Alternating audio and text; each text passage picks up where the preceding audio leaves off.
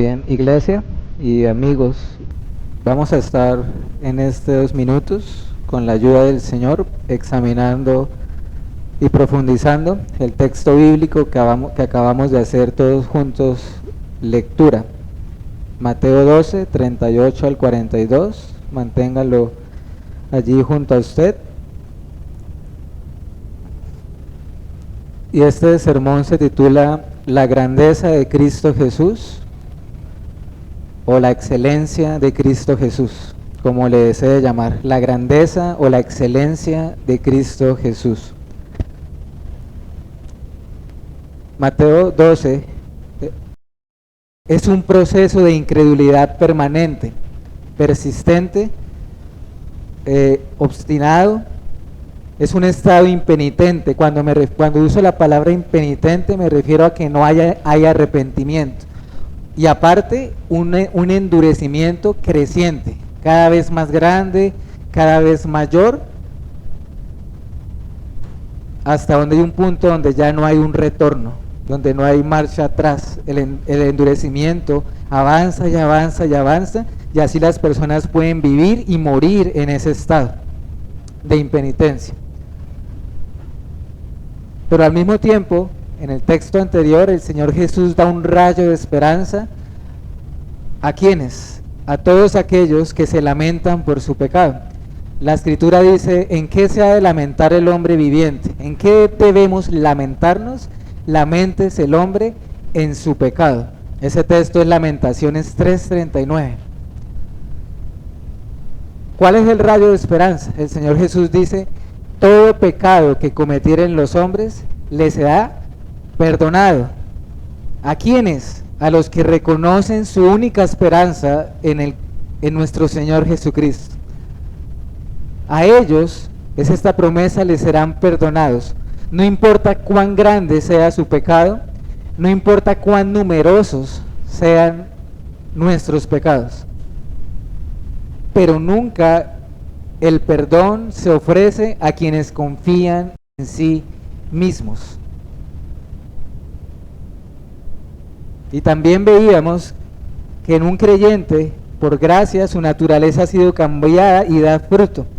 Que ahora esa persona, ese hombre, esa mujer regenerada, del almacén de su corazón va a sacar buenas cosas, ¿se acuerdan? Sus palabras reflejarán que su corazón ha sido alcanzado por la gracia de Dios.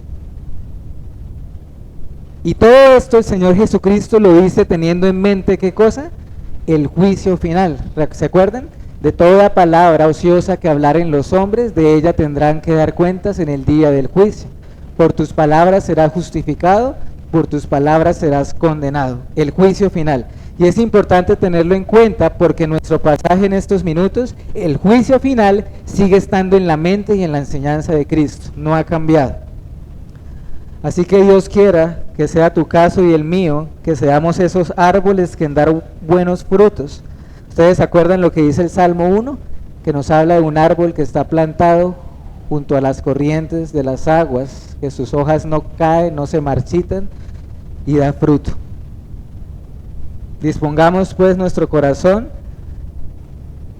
oigamos con atención las palabras mismas de Cristo en este texto, siempre dulces, siempre pertinentes, siempre bellas palabras de vida, ¿verdad? Como dice uno de nuestros himnos que cantamos.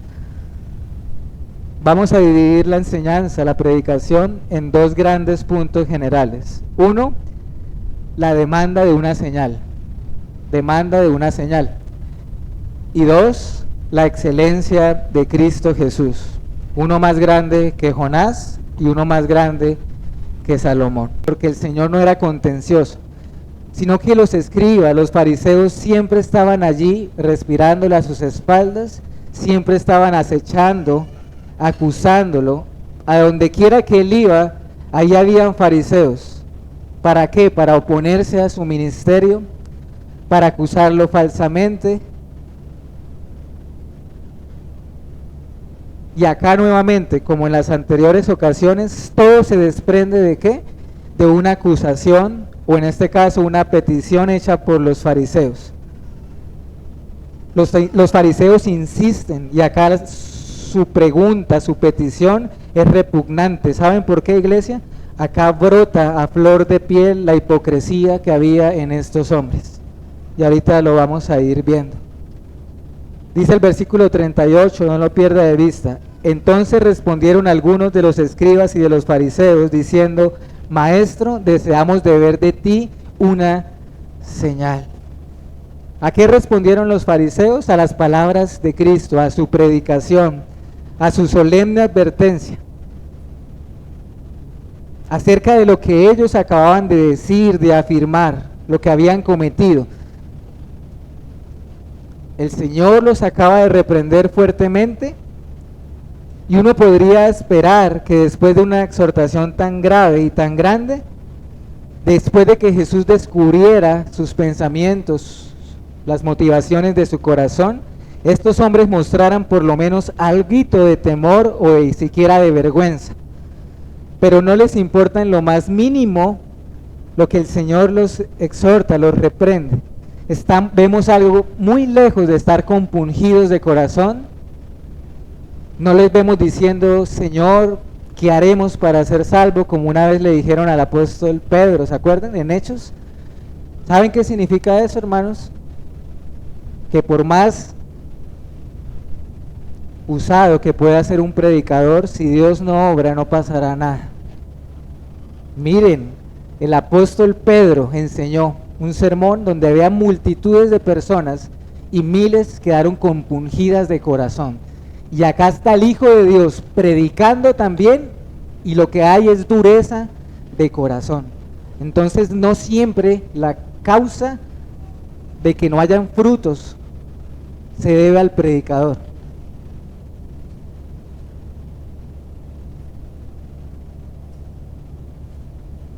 Estos hombres, aún oyendo la predicación de Cristo, continuaron en decadencia. Su endurecimiento era mayor, su ceguera, puesto que ahora le dicen: Maestro, deseamos de ver de ti una señal. ¿Qué notamos en estas palabras? Maestro, deseamos ver de ti señal. Por lo menos noto algo, o dos aspectos. Uno, noto hipocresía, falsedad. ¿Cómo es posible que recién hace un momento atrás lo están llamando Belcebú, Satanás, y ahora les oímos llamándolo rabí o maestro? Sus palabras no eran sinceras, sus palabras no eran reales, era mera apariencia. Ellos nunca tuvieron a Cristo ni siquiera como un profeta. Detrás de esas palabras, de esa adulación, era una burla hacia el Hijo de Dios, hacia sus discípulos. Detrás de esa cortesía, maestro, había veneno en esas palabras. Todo era superficial, era apariencia. Y noten algo, los fariseos cambiaron su método, su conversación sutilmente. Ya no fueron tan agresivos llamándolo Belcebú, sino que ahora vienen como contacto, entre comillas, y le dicen: Maestro, deseamos de ver de ti una señal. Así que acá hay hipocresía, sin duda alguna. ¿Qué más notamos en estas palabras? Superstición. Pues le dicen: deseamos ver de ti una señal. ¿Qué significa una señal? Un signo o un milagro extraordinario o sobrenatural. Su deseo, para definirlo, no era otra cosa que una curiosidad pecaminosa. Eso era lo que tenían los escribas y fariseos, una curiosidad pecaminosa. Estos maestros de la ley ignoraban que la Escritura dice que la fe, veíamos esta mañana, no viene por la vista, la fe no viene por las cosas que se ven.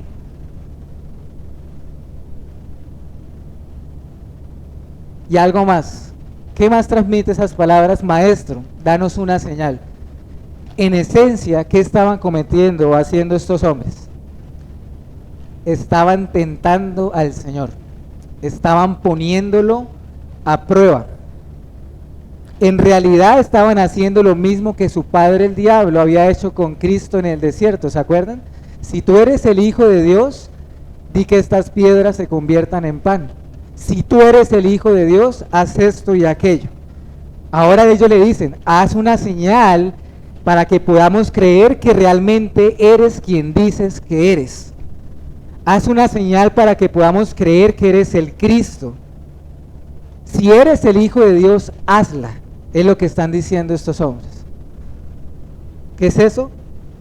Recuerden lo que dice la Escritura. No tentarás al Señor tu Dios. Estos hombres en realidad no creían que Cristo podía hacer tal señal.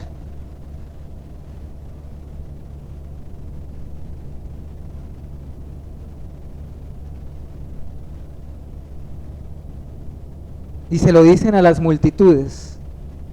¿Con qué intención se lo dicen a las multitudes? Porque había una gran cantidad de personas. Lucas 11:29. Las multitudes se apiñaron, se agolparon sobre Cristo. Y ellos escucharon eso. Ellos escucharon que los fariseos le dijeron, danos una señal. ¿Por qué? Para causar confusión entre la gente. Para que la gente dijera, si Él no puede hacer una señal, ¿cómo creeremos en Él?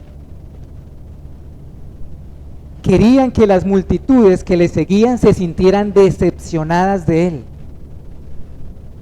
Ahora bien, ¿tenía poder Cristo para hacer la señal cualquiera que está afuera? Por supuesto que sí. Si Él hubiese querido, la habría hecho, cualquiera que ésta fuese.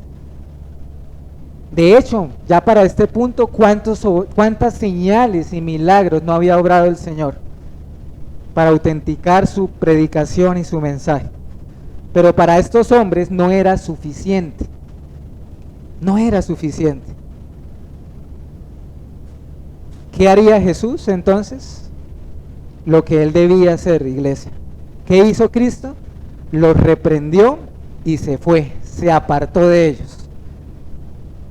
Cristo Jesús no iba a satisfacer la superstición y los caprichos de unos hombres duros e incrédulos.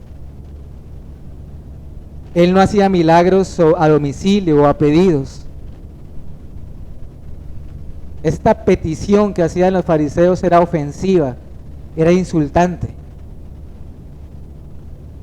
descarada, comenta Hendrickson, porque ellos no estaban satisfechos con una sanidad física, no estaban satisfechos con que Cristo ofreciera y diera el perdón de los pecados. ¿Qué creen ustedes que querrían decir ellos con danos una señal? ¿Qué tipo de señal estaban buscando ellos, iglesia? Si ustedes van un poquito más adelante a Mateo 16, del 1 al 4, nos dice que ellos demandaban una señal del cielo. O sea, ellos querían una señal que apelara a sus emociones, a la vista, algo espectacular a los ojos, algo que apelara a sus sentidos corruptos. Y créanme, hermanos, que aunque hubiesen visto una señal del cielo, nada iba a saciar a estos hombres, nada los habría de saciar. Lo único que saciaría a estos hombres era no ver más ni oír más al Cristo. Y por eso en el siguiente versículo hay una respuesta del Señor Jesús. ¿Cuál es la respuesta de Él?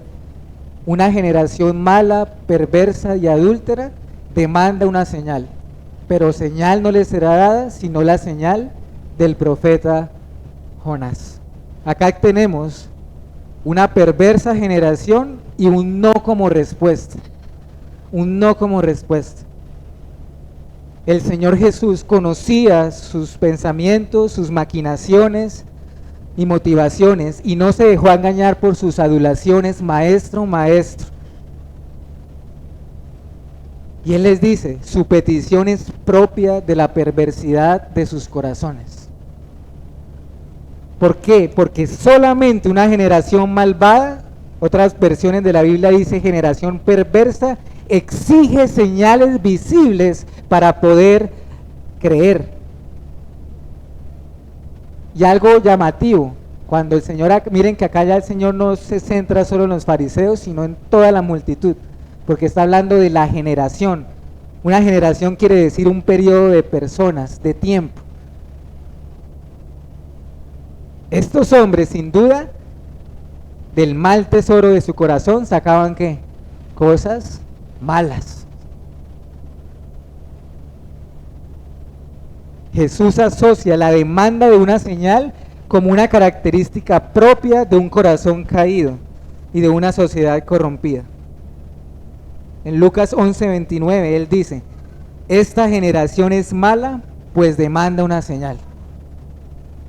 Es una característica, un distintivo de una generación malvada, demandar una señal de Dios para o como condición para poder creer en Él o en alguna de sus promesas.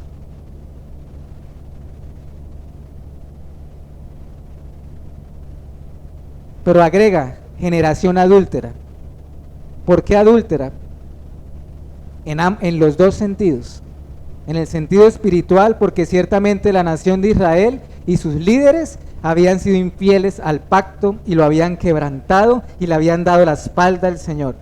Y en un sentido físico también, porque la nación como tal se había desmoronado en su moral de los mandamientos de Dios, y sus mismos líderes religiosos adulteraban con frecuencia, tenían relaciones ilícitas con mujeres, y por si fuera poco se divorciaban por cualquier cosa. Generación adúltera.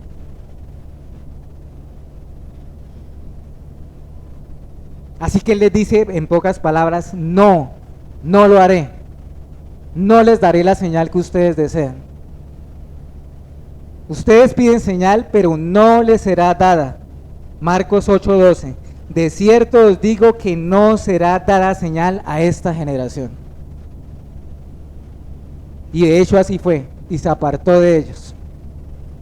¿Por qué, iglesia? Porque Dios no está sujeto a tus caprichos y a los míos. Dios no está sujeto a nuestros caprichos, y nosotros solo somos criaturas que no podemos demandar nada de Él. Nosotros no estamos en condiciones de hacer exigencias a Dios.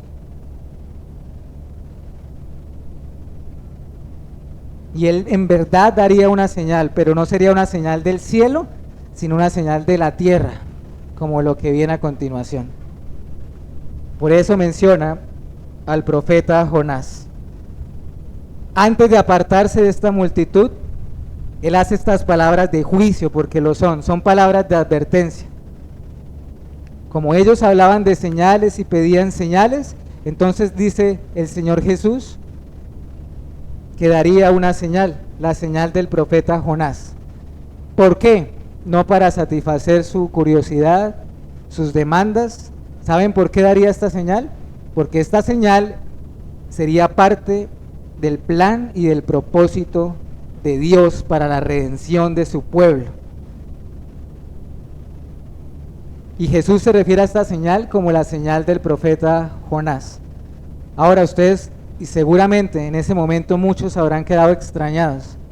Jonás, ¿verdad? Como algunos de nosotros quizás. ¿Qué tiene que ver Jonás con todo esto? ¿Qué tiene que ver el profeta Jonás del Antiguo Testamento con lo que el Señor estaba diciéndole a estos hombres? Bueno, déjenme decir algo. En mi opinión, la señal de Jonás es doble. Es en dos sentidos. Una, la resurrección de Cristo. Y dos, la predicación de Cristo. La predicación de Cristo. Jesús cita el libro de Jonás, versículo 40 y 41. A propósito, acá se deja claro que Cristo Jesús creía o creyó en este momento que estamos leyendo este texto firmemente en la historicidad y en la literalidad del libro de Jonás. Y más específicamente, el Señor Jesús se centra en el momento en el que, debido a la desobediencia de Jonás de no ir a Nínive, este profeta de Dios, profeta Jonás, es lanzado a las profundidades del océano y a las profundidades de un gran pez también. O como dice la versión de las Américas, un monstruo marino. No tenemos tiempo para ir a esas referencias, anótelas y luego lo puedes leer. Esa sección es Jonás 1, versículo 14 al 17. Y de hecho es ese versículo 17 al que el Señor Jesús hace referencia.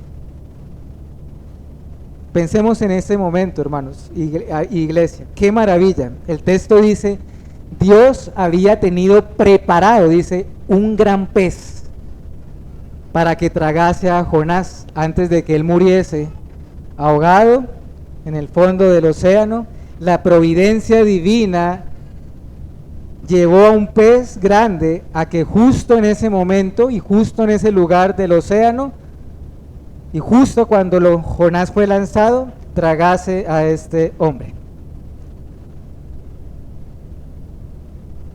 Ahora, algo que me llamó la atención, solo a modo de paréntesis, muchos autores, incluyendo John Hill, argumentan que es muy probable que ni siquiera se tratara de una ballena. Esa es la imagen caricaturesca que nos han dado. Es un gran pez o un monstruo marino. Independientemente de qué fuese, el texto dice que tragó a Jonás por completo. Y fue una auténtica señal, porque humanamente hablando, ¿quién habría sobrevivido siquiera una hora en ese lugar? Otro paréntesis, iglesia, amigos, la historia de Jonás no es un cuento de ficción para pequeños. Yo le hago una pregunta. ¿Usted cree en la literalidad de esto? ¿Usted cree que Jonás fue tragado por un gran pez y estuvo 3 noches y 3 días allí? Si usted dice que no, está en problemas. ¿Saben por qué? Porque este texto nos está diciendo que el Señor Jesús creyó en la historicidad y en la literalidad de este evento. El Señor Jesús está hablando acá. No es una metáfora. El Señor Jesús está citando un evento histórico. ¿Cómo sabemos? Porque luego va a citar más ejemplos históricos. Los hombres de Nínive, la reina de Saba, la reina del sur. Entonces, ¿cómo va a pasar de algo espiritual a algo histórico? No, hermanos.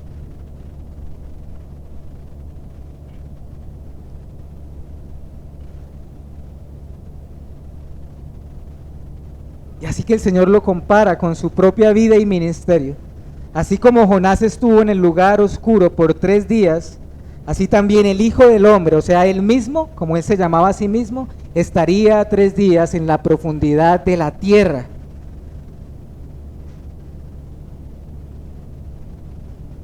Hay algunos que encuentran dificultades con la cuestión del tiempo, 3 días y 3 noches. El pueblo de Israel, su modo de calcular el día era que si pasaba algo en 1 hora del día, lo tomaban como si fuese el día completo. Así que también esto es literal, 3 días y 3 noches en el corazón de la tierra. ¿Qué está pasando acá? El Señor Jesús está anunciando de manera velada, ¿qué cosa? Su muerte, su sepultura y su resurrección. Algo que más adelante iba haciéndolo con más claridad, pero estaba anunciando su resurrección.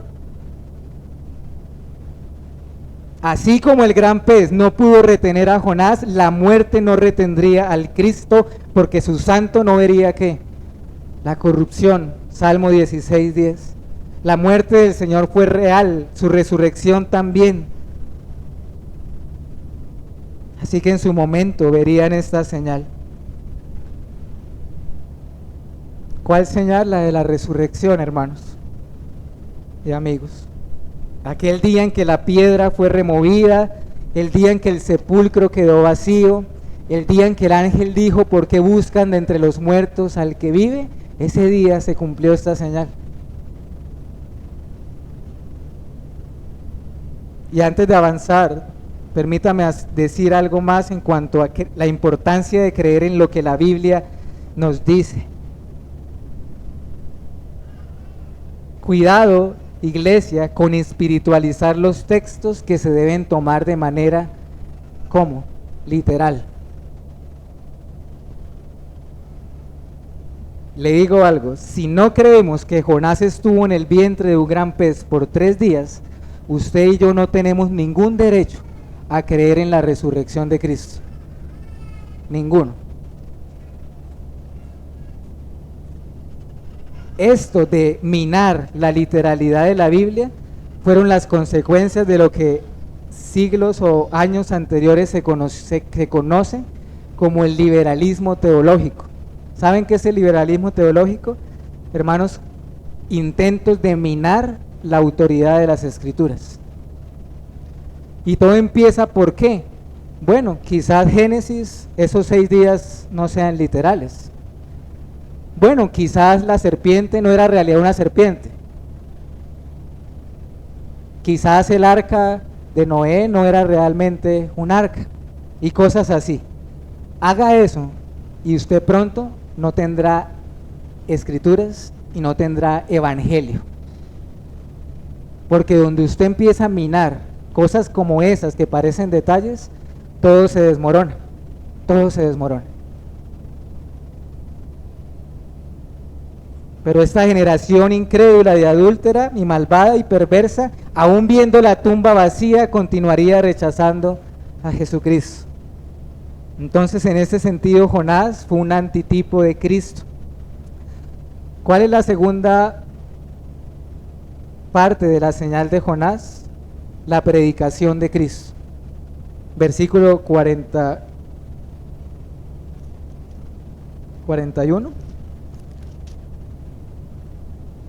Los hombres de Nínive se levantarán en el juicio con esta generación y la condenarán, porque ellos se arrepintieron ¿a qué cosa? A la predicación de Jonás. Y he aquí más que Jonás en este lugar. Acá ya empezamos con nuestro segundo y último punto. Uno más grande que Jonás y que Salomón. Cristo no limitó la señal de Jonás solamente a la resurrección que tendría lugar, sino también a la predicación misma. ¿Por qué? Porque Jonás mismo, como profeta, era una señal para los habitantes de Nínive. Vayamos a Lucas 11:30. Abran sus Biblias, acompáñenme allá. Y busquemos Lucas 11:30.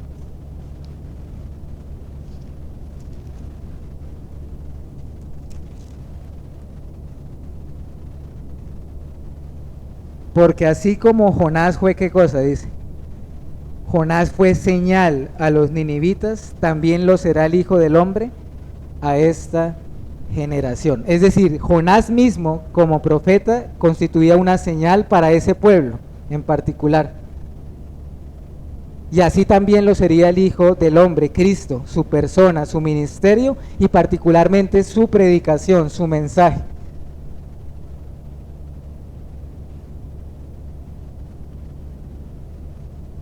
Ellos demandaban una señal, hermanos, pero no la reconocieron.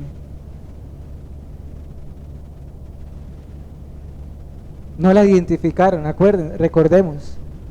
Les daré una señal, la Virgen concebirá y dará a luz un hijo. De hecho, me atrevería a afirmar que hasta hubo una señal del cielo. ¿Se acuerdan la estrella de Belén? ¿En qué consistía la comisión dada a Jonás? Eso está en Jonás 3, del 1 al 10. Su comisión de parte de Dios era llamar a Nínive al arrepentimiento, como lo hacía Jesús a su generación. ¿Cuál era el mensaje de Jonás? En cierto tiempo este pueblo sería destruido. ¿Y qué pasó? Sorprendentemente, Nínive y aún el rey de ese pueblo respondió a la predicación de Jonás. Dice ese texto: los hombres creyeron a Dios. ¿Qué quiere decir que los hombres le creyeron a Dios? ¿Saben qué quiere decir? Que estos hombres de Nínive reconocieron en Jonás un enviado de Dios para ellos, que reconocieron que su mensaje no era de este hombre, sino que venía de Dios, y se arrepintieron. En señal de arrepentimiento, todo el pueblo se vistió de cilicio y ceniza. Su arrepentimiento no fue superficial, su arrepentimiento no fue meramente de palabras, porque ese capítulo de Jonás termina diciendo: y vio Dios que se volvieron de sus malos caminos. Fue real, su arrepentimiento fue genuino, abandonaron sus malos caminos. Es más, dijeron: y quién sabe si Dios tenga misericordia y no nos destruya. Así que, ¿qué les dice el Señor Jesús? Bueno, ese pueblo de Nínive, en el día del juicio final, se levantará. ¿Cómo decir que se levantará? La figura de un juicio. En un juicio hay ¿qué cosa? Testigos, en el estrado judicial. Y esos testigos se levantarán para dar testimonio contra esa generación, para condenarla no porque ellos sean los jueces, sino por el ejemplo que ellos dieron. La razón, esa generación incrédula y perversa rechazaron la predicación de Cristo, no reconocieron en él el enviado de Dios, rechazaron al siervo amado, al siervo escogido, y a diferencia de los ninivitas, endurecieron su corazón, taparon sus oídos, se mantuvieron impenitentes, se mantuvieron incrédulos. ¿Y cuál era el agravante de este rechazo? He aquí uno más grande que Jonás les estaba predicando. Ante sus ojos tenían al profeta prometido. Deuteronomio 18:15. Les levantaré un profeta de entre ustedes, a él oirán. Rechazan a Cristo, que conoce a la perfección al Padre y lo revela y lo da a conocer. Rechazan al que es más grande que Jonás, más grande que Moisés, como veíamos hoy en la mañana en Hebreos. Cristo es más grande que todos los profetas del Antiguo Testamento juntos, más grande que todos ellos.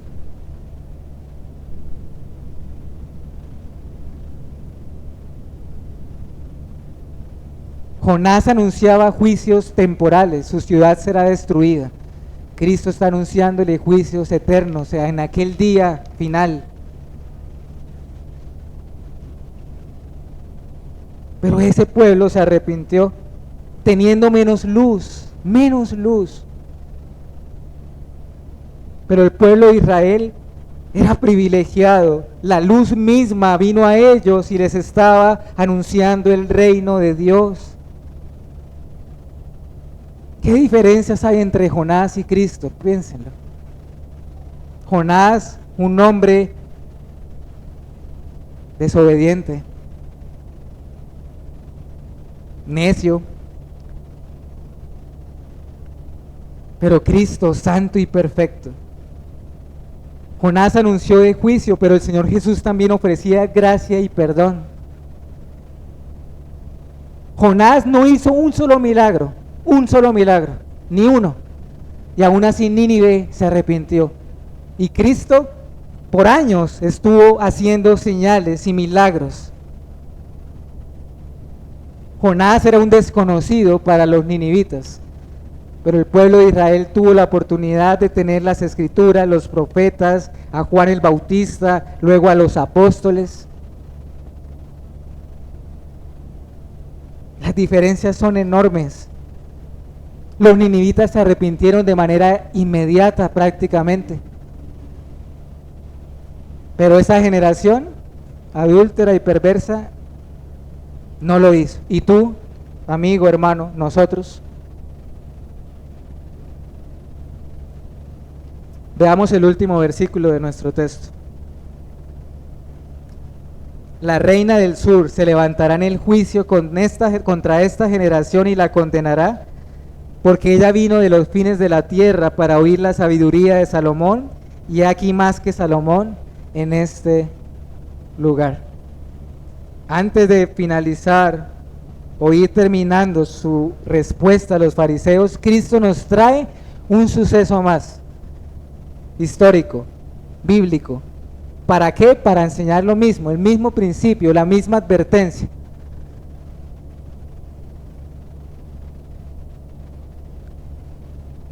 ¿Qué suceso menciona el Señor del Antiguo Testamento?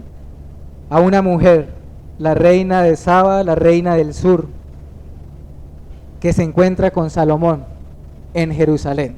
Anote el texto. Primera de Reyes 10, del 1 al 10. Allí está narrado ese suceso.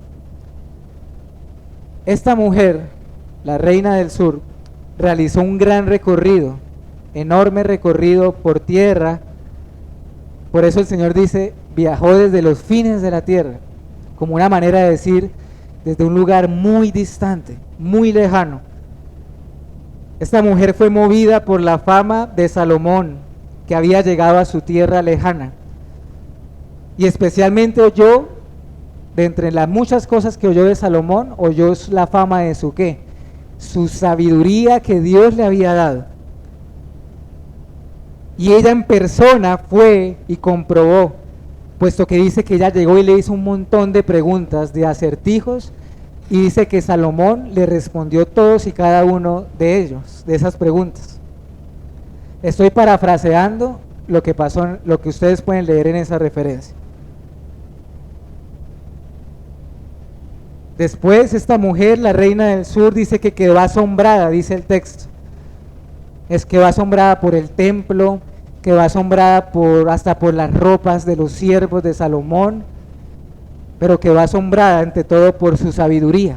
¿Y saben qué dice la reina a Salomón? Le dice, todo lo que yo había escuchado no era ni la mitad de lo que realmente es. Y termina diciendo, ¿sabes? Bienaventurados tus hombres, bienaventurados tus siervos, porque continuamente están en tu presencia y pueden beber y oír de tu sabiduría, le dijo la reina del sur a Salomón.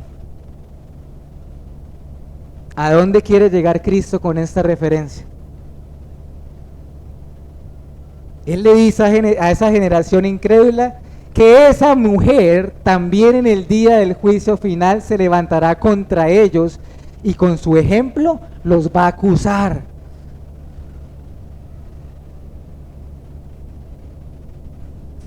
Esa mujer hará que su pecado sea más notorio, porque ellos no reconocieron la sabiduría de Cristo, la menospreciaron. ¿No le parece curioso que los dos ejemplos que da el Señor sean de gentiles? Wow, hermano, qué puñalada para aquellos que menospreciaban a los gentiles. ¿Ustedes se imaginan? A ellos que los judíos llamaban a los gentiles perros, inmundos, les está diciendo que esa generación sería condenada, pero que en el juicio esos gentiles se levantarían y los condenarían a ellos. Los ninivitas, imagínense, esa mujer que probablemente era una mujer idólatra, pagana, de una nación extraña.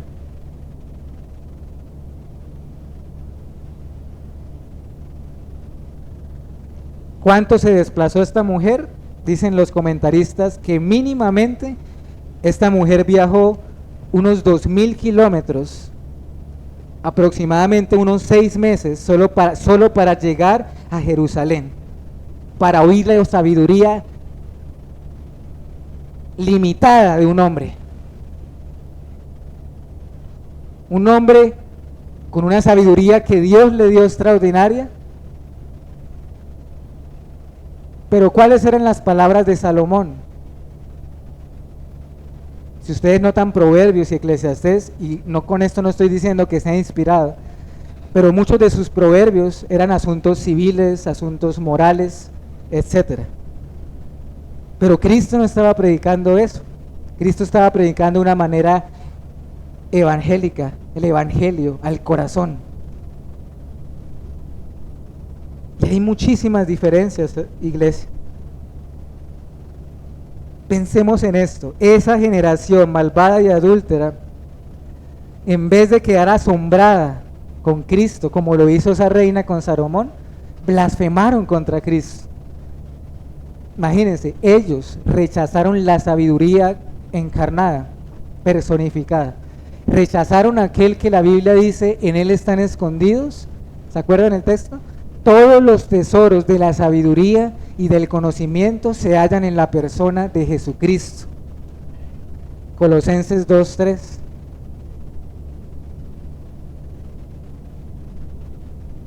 Y yo le aseguro, hermanos, que nosotros, algo similar a esa mujer, podríamos decir de Cristo. Nosotros no hemos visto ni la mitad de lo que Él es. No hemos oído ni la mitad de lo que Él es. como dijo Job también, de oídas, solo de oídas hemos oído hablar de Dios. Y como ella también dijo de sus siervos, si nosotros somos cristianos y estamos en Cristo, somos bienaventurados porque estamos continuamente en la presencia de aquel que es la sabiduría de Dios. Porque podemos ir como María de Betania y sentarnos a los pies de Cristo y oírle. Hemos escogido, debemos escoger la mejor parte. ¿Por qué esa mujer se levantará en el día del juicio? Porque esa generación perversa no tenía necesidad de esforzarse en lo más mínimo para oírlo, para verlo. No tuvo que hacer un gran viaje de distancia.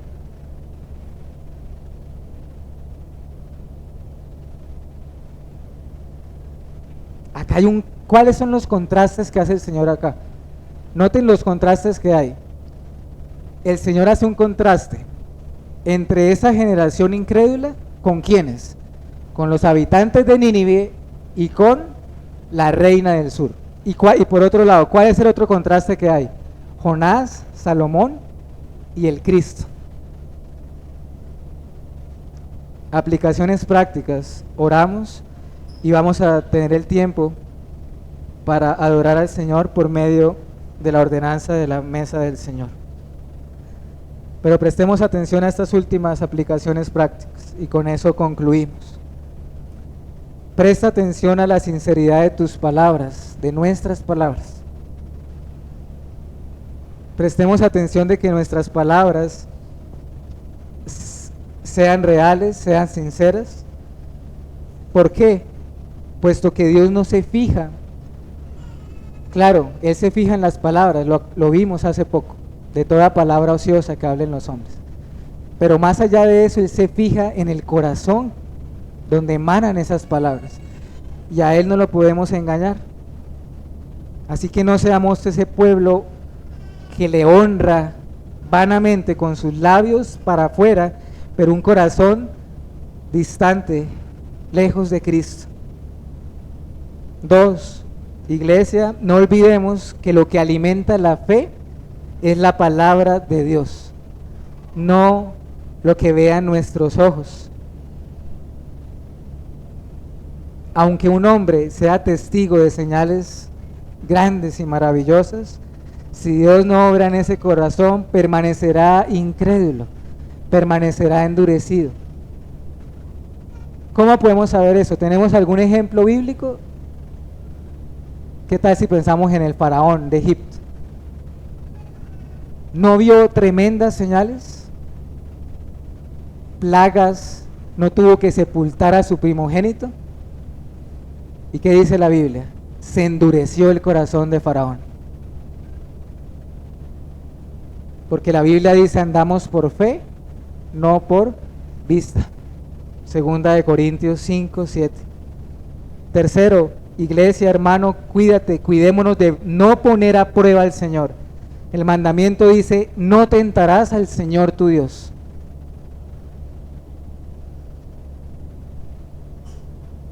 No podemos poner condiciones para creer en Él o en sus promesas.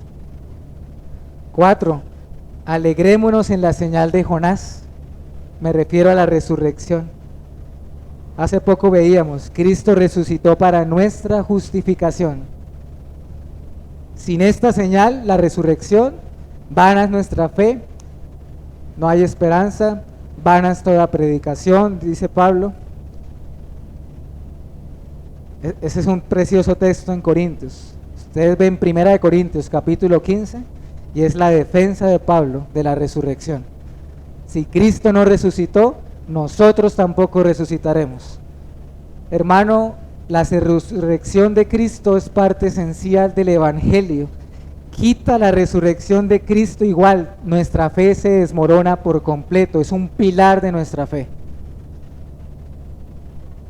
Así que gloria a Dios por la señal de Jonás, o sea, por la resurrección de Cristo. Gloria a Dios por ese primer día de la semana en el cual Cristo se levantó de entre los muertos.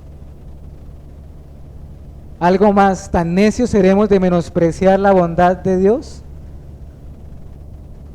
La Biblia dice, ignoramos que su benignidad nos guía al arrepentimiento. ¿Por qué atesoramos ira para el día de la ira? Le digo algo, exactamente lo mismo que hicieron los escribas y fariseos, lo hacen hoy todos los que rechazan el Evangelio de Cristo. Lo mismo, no hay diferencia. Todos los que se rehúsan a volverse de sus malos caminos y venir al Salvador. Pensando, iglesia, en esa afirmación, o sea, el Señor Jesús llamó a esa generación una generación mala y adúltera. Y yo me ponía a pensar, ¿cómo es nuestra generación? ¿Qué nombre, qué calificativo usted le podría, o yo, pensemos, en un buen ejercicio? Si nos dieran en una o en dos palabras, ¿cómo podríamos nosotros resumir a nuestra generación en la cual vivimos? Le digo algo, seguramente de la misma manera o incluso con palabras más fuertes. Vivimos en una generación mala y adúltera.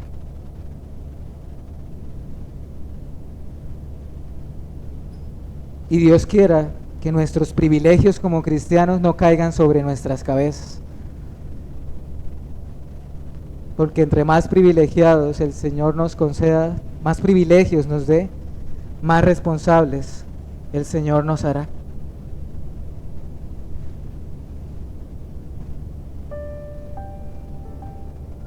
Oremos. Señor, gracias por tu palabra.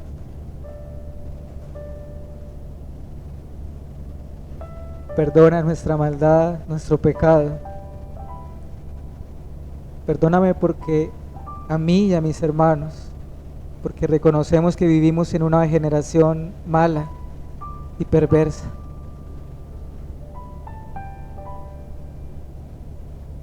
Guárdanos de ponerte a prueba, de tentarte, Señor. Ayúdanos a confiar en el cumplimiento de tus promesas. Y especialmente te quiero pedir, Padre, para que abras nuestros ojos y nos permitas ver la gloria y la belleza que hay en tu Hijo Jesucristo. Hoy te damos gloria y te damos gracias, Señor, por haber enviado a tu Hijo. Te damos gracias por aquel que es más grande, más excelente, más precioso que todos los profetas, que todos los reyes. Hoy te damos gloria por tu Hijo Jesucristo. Y quieras tú que en el día del juicio final sea este Cristo, sea este glorioso Cristo, el abogado que nos defienda ante el trono. Que Él sea el que nos defienda y que sea su sangre la que haya salpicado nuestras vestiduras y que estemos cubiertos con la sangre del Cordero. En Cristo Jesús. Amén.